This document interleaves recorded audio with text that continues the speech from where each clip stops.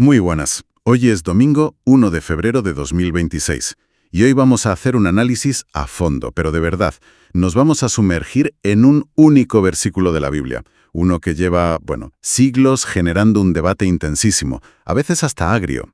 Hablamos de Deuteronomio 22, versículo 5. Ese versículo. Para mucha gente, la lectura parece clarísima, ¿no?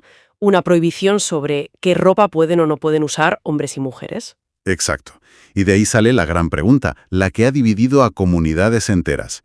¿Prohíbe este texto que una mujer cristiana use pantalones? Es que es una pregunta que resuena muchísimo. La interpretación tradicional siempre ha ido por ahí, por mantener las distinciones de género que Dios ordenó, una barrera, digamos, contra la confusión de roles. Una lectura muy centrada en la moral, en la identidad sexual, sí. Eso es. Pero hoy vamos a darle una vuelta de tuerca a todo esto. Vamos a examinar una perspectiva que le da un giro de guión radical. Nuestra fuente es un documento de exégesis, un análisis textual muy profundo. Se titula Contexto histórico y exégesis de Deuteronomio 22.5. Escrito por Dairon Benítez y actualizado por Henry Paul, si no me equivoco. El mismo. Y nuestra misión aquí es seguir su argumento para no quedarnos solo en la superficie de la traducción.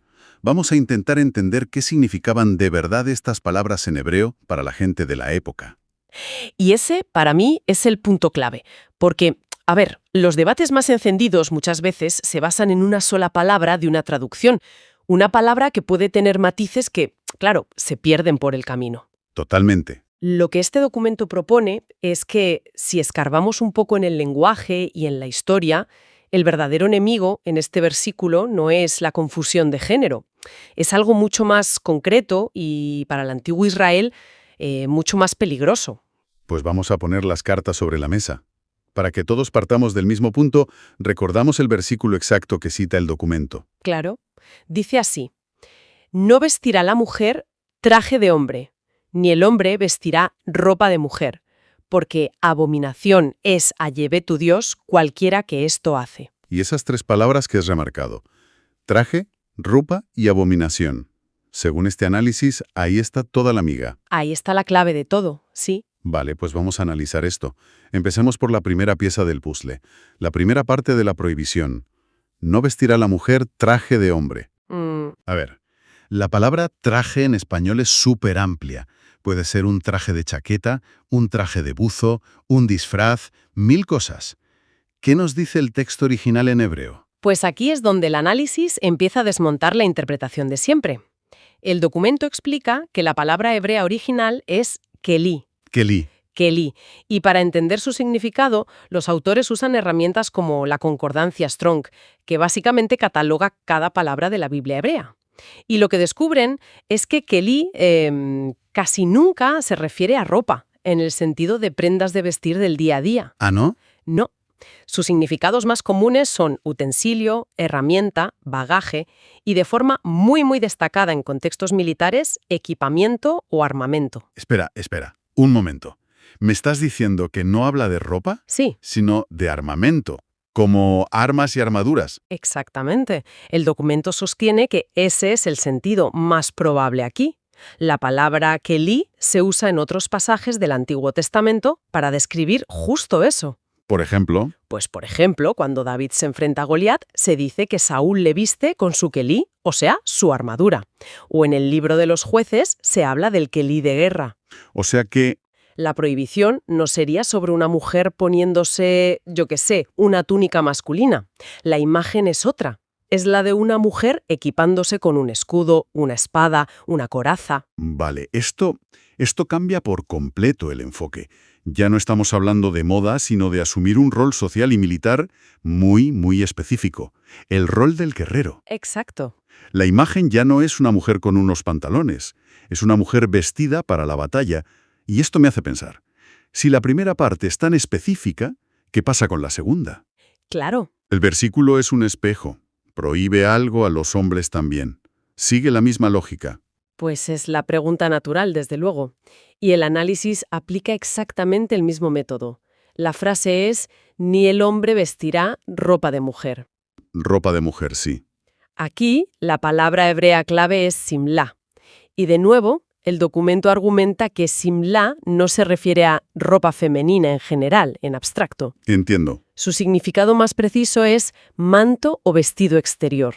Era una prenda muy amplia, muy distintiva, que se usaba por encima de otras, y a menudo era la pieza de ropa más valiosa que alguien tenía. O sea que otra vez no se está hablando de cualquier prenda. No es que un hombre no pudiera llevar, por decir algo, unas sandalias de un estilo más femenino. No, no para nada. Se refiere a una prenda muy concreta. Y muy simbólica. Ropa de mujer en general, sino una prenda muy particular, un manto, un vestido ceremonial femenino.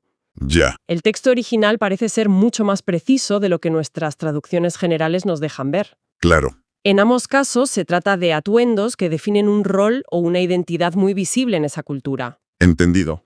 Vale. Entonces tenemos, por un lado, la prohibición para una mujer de portar armamento de guerra.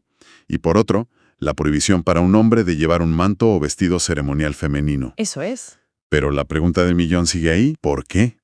¿Por qué eran estos actos tan graves como para ser calificados de abominación? Esa es una palabra con un peso moral y religioso enorme. Es que es la palabra más fuerte de todo el pasaje y, según el documento, es la clave final que lo ilumina todo. A ver. La palabra hebrea es toevá, y aquí el análisis es categórico. Toevá no es simplemente un sinónimo de algo malo o pecado, aunque puede incluir esas ideas en el contexto del Pentateuco y sobre todo en el libro de Deuteronomio, su significado principal está ligado a la idolatría. Se traduce a menudo como práctica abominable en referencia a ritos paganos o directamente como ídolo. Idolatría. ¿Qué conexión hay entre que una mujer viste una armadura o un hombre un manto y el adorar a otros dioses? A primera vista, la verdad no parece obvio. Aquí es donde el contexto histórico que aporta el documento se vuelve absolutamente crucial. Ajá. El argumento central es que esta ley no tiene que ver con la moralidad personal o la expresión de género como lo entendemos hoy. Es una orden directa para evitar la participación en los rituales de los pueblos paganos vecinos. De los cananeos, sobre todo. Sobre todo de los cananeos, sí, con los que Israel estaba a punto de convivir. ¿Y qué tipo de rituales eran esos? ¿Se sabe? Sí, el documento cita prácticas religiosas que están bien documentadas de la época. Por ejemplo, en los cultos a la diosa Astarte o Astarot. La diosa de la guerra y la fertilidad. Esa misma. Era común que sus sacerdotisas y adoradoras vistieran armaduras y portaran armas durante los ritos. Era una forma de mimetizarse con la diosa guerrera. Ya veo por dónde vas. Y de forma paralela, en cultos a otras deidades, a veces asociadas con Venus, los sacerdotes varones se vestían con mantos y ropas de mujer como parte de su liturgia. O sea que era un travestismo ceremonial. Era un travestismo ceremonial, un acto de culto. Ah, amigo, ahora todo empieza a encajar de una forma muy distinta. Entonces, el acto de ponerse esa ropa específica no era una elección de vestuario. No. Era, en esencia, participar en una ceremonia de adoración a un dios pagano. El acto en sí mismo era un símbolo de idolatría. Exactamente. El acto era el ritual. Y para reforzar este punto, el documento nos recuerda que miremos el resto del libro de Deuteronomio. Claro, el contexto del propio libro. En el capítulo 12 o en el 18, por ejemplo, la misma palabra hebrea, toeva, se usa una y otra vez para describir las costumbres de las naciones cananeas. El sacrificio de niños, la adivinación, la brujería. Todo eso son toeva. Todos esos son toeva, abominaciones idolátricas que Israel tenía terminantemente prohibido imitar. O sea, el propio libro define el término. El argumento es potente, desde luego, pero déjame que haga un poco de abogado del diablo. Adelante. ¿No podría ser que la ley tuviera un doble significado?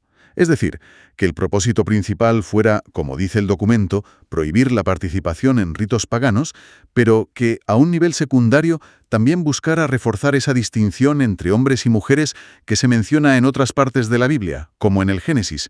¿Podría ser? Es una pregunta excelente, porque toca el núcleo de la interpretación bíblica. ¿Puede un texto tener múltiples capas de significado? Por supuesto. Sin embargo, el argumento de este análisis, el de Benítez y Paul, se centra en la especificidad y la urgencia del contexto. La fuerza del lenguaje, usando palabras tan concretas como kelí para armadura y sobre todo tobá para idolatría, sugiere que el legislador estaba atajando un problema muy real. inmediato y existencial para Israel en ese momento. La amenaza de la asimilación religiosa. Esa era la gran amenaza.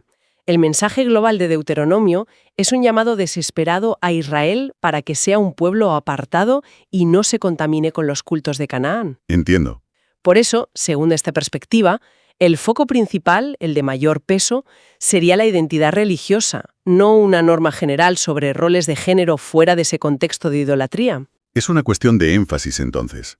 La interpretación tradicional se centra en el principio general, atemporal, mientras que este análisis se ancle en el problema histórico concreto que el texto parece querer solucionar. Justo. Si unimos todas las piezas de este análisis, el panorama cambia por completo. El versículo pasa de ser una norma de vestuario a una barrera de contención cultural y religiosa, diseñada para un lugar y un momento muy, muy específicos. Has dado en el clavo. Ya no se trata de una discusión sobre si los pantalones son inherentemente masculinos. Una prenda que, por cierto, ni existía en esa cultura. Claro, es que ni existía. Se trata de una prohibición específica. Israelitas, no imitéis los rituales de travestismo ceremonial de vuestros vecinos para adorar a sus dioses. Vuestra adoración, vuestra identidad, debe ser diferente. Esto encaja a la perfección con el gran tema de Deuteronomio. Entonces, después de todo este desglose, ¿cuál es la conclusión final a la que llega el documento que hemos estado analizando? Pues mira, la conclusión es muy directa, no deja lugar a ambigüedades. Cito textualmente del documento. A ver. El texto de Deuteronomio capítulo 22, versículo 5, no es una prohibición a la mujer cristiana de no usar pantalones diseñados exclusivamente para mujeres. Tan claro como eso. Tan claro como eso. El razonamiento es que, una vez que se comprende el contexto de idolatría y el significado preciso de las palabras hebreas, aplicar este versículo a la elección de una mujer de usar pantalones en el siglo XXI es, bueno, según este análisis, un anacronismo, un error de aplicación porque se ignora el propósito original de la ley. Es que es un viaje fascinante. Hemos pasado de un versículo, que a primera vista parece una regla sobre ropa, algo que podría parecer casi trivial o anticuado. Sí, sí. Y hemos llegado a una advertencia profundísima sobre la identidad, la idolatría y la presión de la asimilación cultural. Y todo gracias a la deconstrucción de 3 palabras clave en hebreo.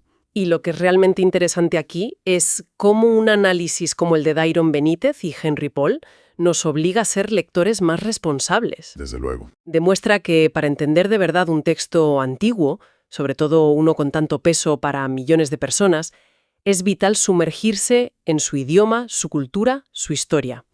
Sin ese contexto, corremos el riesgo de convertir principios profundos en reglas superficiales y perdemos el verdadero mensaje que el autor quería transmitir. Es la diferencia entre leer una señal de tráfico y entender el mapa completo. Absolutamente. Es que es un poco abrumador pensar en cómo la traducción de una sola palabra ha podido moldear la vida, las normas y las comunidades de tantas personas durante siglos. Totalmente. Al cerrar nuestro análisis de hoy, queda una reflexión en el aire. Este estudio se ha centrado en un solo versículo y lo ha transformado. Y esto nos lleva a una pregunta más amplia, casi un desafío para quien nos escucha.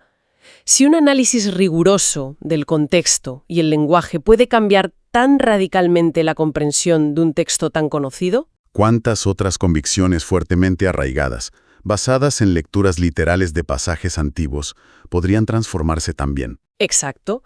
Y quizás la pregunta final no es solo si una mujer puede o no usar pantalones. Quizá la pregunta que este análisis nos deja es: ¿en qué otras áreas de nuestra vida aplicamos reglas antiguas de forma literal, sin pararnos a pensar si la abominación, el verdadero peligro que intentaban prevenir, sigue siendo la misma? Buena pregunta. ¿Estamos luchando contra la idolatría correcta o nos hemos quedado solo con la discusión sobre la ropa?